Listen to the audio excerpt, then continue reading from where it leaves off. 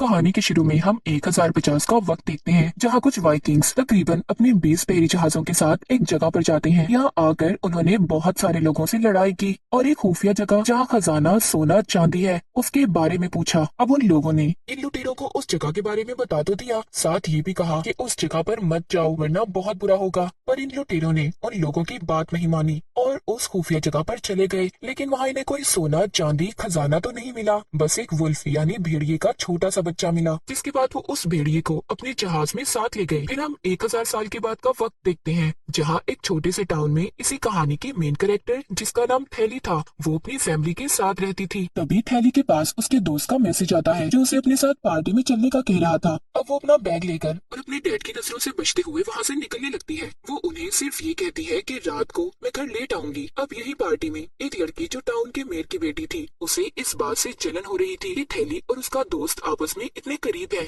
और उसके दोस्त को साइड में ले जाती है जहाँ थैली भी उसकी बातें सुन लेती है। वो उसके दोस्त को ये कह रही थी कि तुमने हमारी पार्टी में बाहर की लड़की को क्यों बुलाया, और अगर आगे से ऐसा किया तो अच्छा नहीं होगा, कम से कम मुझे बता तो देते। ये सुनकर उसे काफी बुरा लगता है, इसलिए वो यहाँ से जाने लगती है। पर अगले ही पल उसे उस लड़की यानी मेयर की बेटी की चिल्लाने की आवाजें आ रही थी, इसीलिए वो जब चेक करने जाती है तो देखती है वो लड़की और उसका दोस्त नीचे गिरे हुए हैं। उनकी हालत काफी खराब है क्योंकि वो बहुत जख्मी थे। थैली उनके पास जाती है उनकी मदद करने। वो मेयर की बेटी को सहारा देकर उठाती है और आगे बढ़ती है। फिर अगले ही पल कोई उसके कंधे पर भी हमला कर देता है, जिससे वो नीचे गिर गई थी। और ये देख वो काफी घबरा गई थी कि मेयर की बेटी को झाड़ियों में से कोई घसीट कर ले जा रहा था। उसे कुछ समझ नहीं आती कि ये कौन है, बस डर की वजह से वो चीखती चिल्लाती रहती है। खैर अब इस हादसे वाली जगह पर पुलिस भी आ गई थी, जिनमें थैली की मॉम भी शामिल थी, क्योंकि असल में वो एक पुलिस ऑफिसर ही थी। उनका साथी पुलिस ऑफिसर उन्हें बताता है कि यहाँ उन पर जिस पे किसी ने हमला किया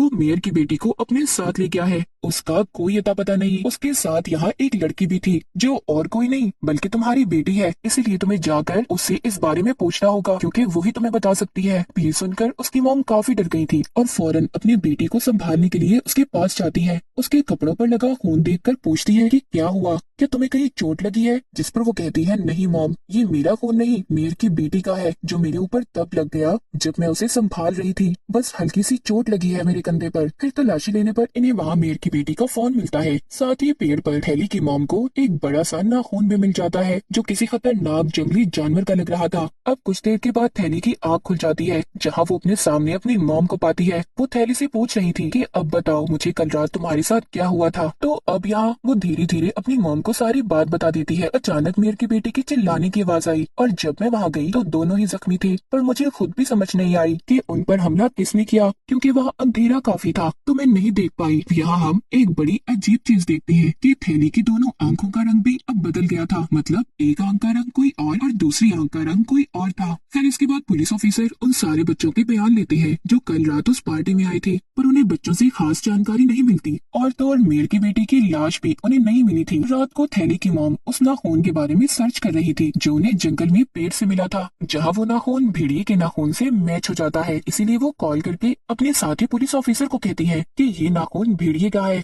अब अगली सुबह थैली की मॉम के पास पुलिस ऑफिसर की कॉल आती है जो बताता है कि मेयर की बेटी की लाश मिल गई है। और जब ये बात थैली सुनती है तो काफी घबरा गई थी, क्योंकि जब से ये हादसा हुआ था उसका खुद पर काबू नहीं था। वो हर वक्त डरी सहमी रहने लगी थी। फिर जब उसकी मॉम मेयर की बेटी की लाश को देखने जाती है तो उसकी हालत काफी खराब थी। जो उसकी लाश को चेक कर रहे थे वो बताते हैं कि इसकी लाश को काफी दूर तक घसीटा गया था, साथ ही इसके जिस्म से बहुत सारे मांस के टुकड़े गायब हैं। गले पर भी काफी गहरा कट का निशान है। फिर जब थैली की मॉम बाहर आती है तो वहाँ उस लड़की की मॉम भी थी जो अंदर जाकर उसे देखने की जिद कर रही थी, पर थैली की मॉम उन्हें अंदर जाने नहीं देती क्योंकि उसकी लाश की हालत जाहिर है इतनी खराब थी तो वो नहीं देख पाएंगी। अब थैली दोबारा से हादसे वाली जगह पर जाती है जहाँ पर उसे कुछ अजीब हो रहा था। वो वहाँ उसी लड़की मेयर की बेटी को देखती है, पर असल में ये कोई सच नहीं था, वो बस हेलुसिनेशन कर रही थी, मतलब कि उसे वो चीज नजर आ रही थी जो हकीकत में नहीं थी।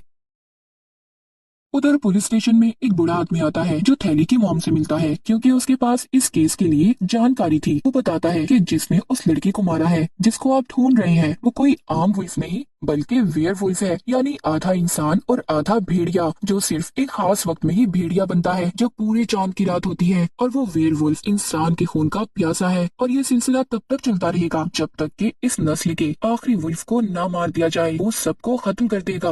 ये सुन थैली की मॉम उसे चुप करवा देती है, क्योंकि उनको उसकी बातों पर यकीन नहीं हो रहा था। साथ ही वो ये भी कहती है कि यहाँ एक लड़की की मौत हुई है, वो भी काफी बेरहमी से, और तुम्हें ये पुरानी मनगढ़ंत कहानियां सुनाने की पड़ी है। तब वो कहता है कि हाँ, मैं जानता था कि मेरी बातों पर कोई भी यकीन नहीं करेगा। ये कहने के बाद वो जाने लगता है, पर जाते हुए वो थैली की मॉम से कहता है कि जब तुम्हें मेरी बातों पर यकीन आ जाए तो मुझसे मिलने आ जाना। साथ ही वो उन्हें एक सिल्वर गन की गोली देता है। कहता है कि जिसे तुम मारना चाहती हो, यानी वो वेयरवुल्फ, वो सिर्फ इसी गोली से मरेगा, बाकी गोलियां उस पर असर नहीं करेंगी। चाहते चाहते वो उसके कोट में सिल्वर गोलियों की एक डिब्बे पे डाल देता है। ना चाहते हुए भी उसकी एक गोली को थैली की मॉम अपनी जेब में डाल लेती है। अब थैली का वही दोस्त उससे दोबारा मिलता है जिसने उसे पार्टी में बुलाया था। कहता है कि आई एम सो सॉरी, सब मेरी वजह से हुआ है। अगर मैं ही तुम्हें वहाँ ना बुलाता तो तुम इन सब चीजों में ना पड़ती। जो सुनकर थैली उसे समझाती है कि जो कुछ भी हुआ उसमें तुम्हारी कोई गलती नहीं है, बहरहाल वो गलती है। जिसके बाद वो यहाँ से निकल जाती है। वो जब जा रही थी तो बाहर उसे मेयर की बेटी के दोस्त रोक लेते हैं। कहते हैं कि क्या जो बाहर वाले लोग बातें कर रहे हैं वो सच है, यानी तुम उसे बचा सकती थी पर जानबूझकर नहीं बचाया, तुमने उसकी मदद नहीं की, बस डरपोक कायर लोगों की तरह तुम चिल्लाती रही। ये सारी बातें सुनकर उसे बहुत बुरा लगता है। वो गुस्से में वहाँ से चली जाती है और अपने घर आकर रोते हुए शीशे में अपने कंधे पर जख्म देखती है, क्योंकि वो दिन ब दिन खराब होता जा रहा था। तब उसे परेशान देख उसकी मॉम उससे बात करने आती है, पर वो उनसे बात करना नहीं चाहती थी। फिर रात को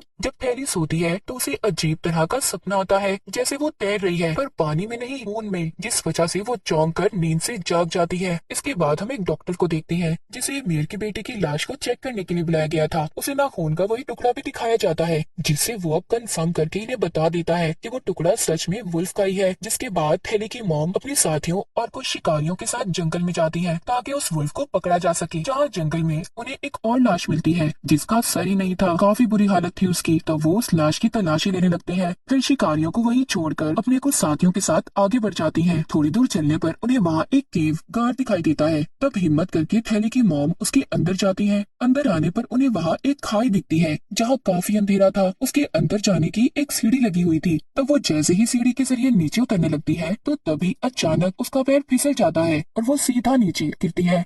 उधर जब वो शिकारी लाश के पास थी तो तभी उन्हें कुछ आवाजें आने लगती हैं, जो सुन वो काफी घबरा गए थे और अब वो धीरे धीरे ऊपर देखने लगते हैं जहाँ एक वुल्फ उनकी तरफ ही बढ़ रहा था, जो अगले ही पल उन पर हमला कर देता है और बड़ी बेरहमी से मार देता है। उनकी चीखों की आवाज पुलिस टीम ने भी सुन ली थी और वो जल्दी से थैली की मॉम को ऊपर आने का कहते हैं। तो वो टीम गन्स लेकर वहाँ जाती है उसे मारने, पर कोई फायदा नहीं होता क्योंकि वो वुल्फ ही उन सब पर हमला करके बारी बारी बेरहमी से मारकर खा जाता है और हम बस वहाँ खून ही देख पाते हैं। अब थैली की मॉम जब सीढ़ियों से ऊपर आ रही थी तो तभी वही वुल्फ उनके सामने आकर खड़ा हो जाता है, जिसका साइज काफी बड़ा था, काफी खूनखार लग रहा था। उसे देख थैली की मॉम की हालत खराब हो जाती है और अब जैसे ही वुल्फ उन पर हमला करता है तो वो नीचे जाकर गिरती है, जिससे उनकी बाजू पर चोट लग जाती है। अब तभी वुल्फ भी नीचे आ गया था। तब उसे अपने इतने पास देखकर वो लगातार उस पर गोलियां चलाती है, पर इन गोलियों का वुल्फ पर कोई असर नहीं हो रहा था। वो तो लगातार आगे बढ़ता जा रहा था। जिस बीच उनकी सारी गोलियां खत्म हो जाती है। वो घबरा गई थी और जल्दी से अपनी जेब में हाथ डालती है। तब उन्हें वो सिल्वर गोली मिल जाती है जिसे वो वुल्फ पर चला देती है और वो वहीं पर ढेर होकर गिर जाता है। फिर अगले सीन में थैली की मॉम की आंख एक हॉस्पिटल में खुलती है। वो बिल्कुल ठीक थी पर उनका साथी कोमा में जा चुका था और उनकी टीम के बहुत सारे लोग भी मर गए थे।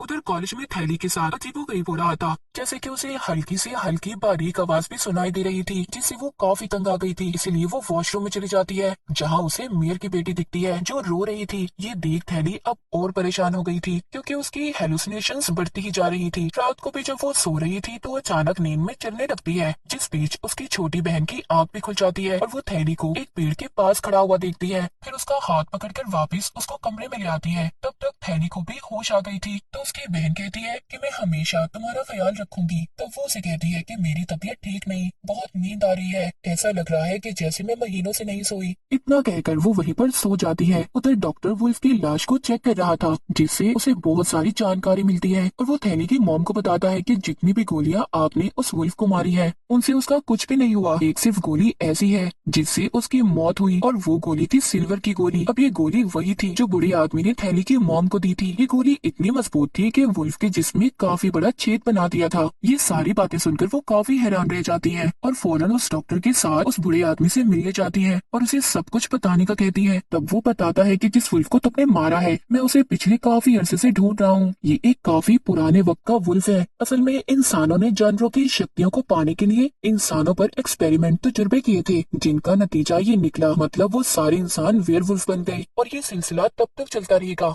जब तक कि इस नस्ल के आखिरी वुल्फ को ना मार दिया जाए। और उनकी नस्ल ऐसे बढ़ती है कि वो वुल्फ जिसे भी काटता है वो इंसान भी वुल्फ बन जाता है। दूसरी तरफ हम थैली को देखते हैं जो अपने दोस्त के साथ थी, जो उससे कॉलेज के बारे में पूछता है कि तुम्हें उस दिन अचानक क्या हुआ था जब तुम वॉशरूम में चली गई थी। तब वो कहती है कि मुझे खुद नहीं पता कि मेरे साथ क्या हो रहा है। पिछले कुछ वक्त से मैं अपने अंदर काफी अजीब चीजें महसूस कर रही हूँ। अब तभी उसके दोस्त के पास उसके डैड की कॉल आ जाती है। वो फोन सुनने चला जाता है तो थैली अकेली थी, जहाँ उसकी नजर चांद पर पड़ती है जो पूरा चांद था। यानी कि इसी रात इंसान वेयरवुल्फ भेड़िया बनता है और फिर तभी अचानक उसे कुछ होने लगता है। वो अपने जिस्म में अजीब तरह के बदलाव महसूस कर रही थी, जिसके बाद वो भी वुल्फ में बदल जाती है। कुछ देर के बाद जब उसका दोस्त वापिस आकर उसे ढूंढता है तो वो उस पर भी हमला कर देती है और जान से मारकर उसे खा जाती है। अगली सुबह जब थैली की आंख खुलती है तो वो खून में लथपथ थी और तो और उसके मुंह में अपने दोस्त की उंगली भी निकलती है। वो फिर आईने में अपनी शक्ल देखकर डर जाती है क्योंकि उसका चेहरा किसी जानवर जैसा था।